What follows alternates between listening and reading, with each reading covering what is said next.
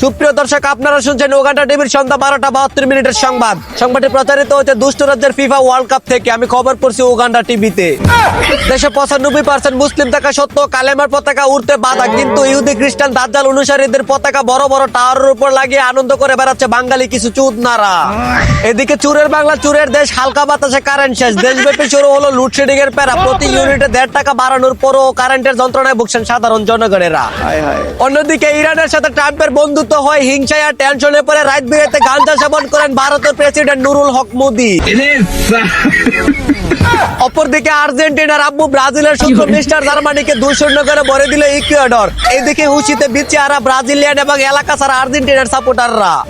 রাজধানীতে প্রধানমন্ত্রী খায়রুল দেওয়ানের হুঁশিয়ারিতে অফিসে প্রায় 40 কেজি ওজনের তালা মারলো আনোয়ার নামের জানোয়ার টিভি। এদিকে রায়পুর গোডাউন রোডে একই পরিবারের 4 জনকে গলা কেটে হত্যা। এদিকে হতাশ হওয়ার কিছুই নেই, কারণ এটা বাংলাদেশ, যে দেশে সুষ্ঠু বিচার সহ সঠিক আইনের প্রয়োগ কোনোটাই নেই। এদিকে নরসিংদীতে কুকুরের গলায় ইট বেঁধে নদীতে নিক্ষেপ করার কারণে পুলিশের হাতে আটক এক চুদনা।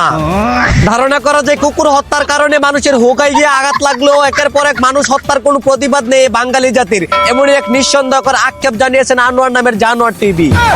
তো দর্শক, আপনারা এতক্ষণ শুনছিলেন মহাকাশ থেকে প্রচারিত হওয়া নন স্যাটেলাইট যুক্ত উগান্ডা টিভির তার সিরাজ সংবাদ। ভালো লাগলে লাইক, কমেন্ট, শেয়ার করে পাশে থাকুন। ধন্যবাদ।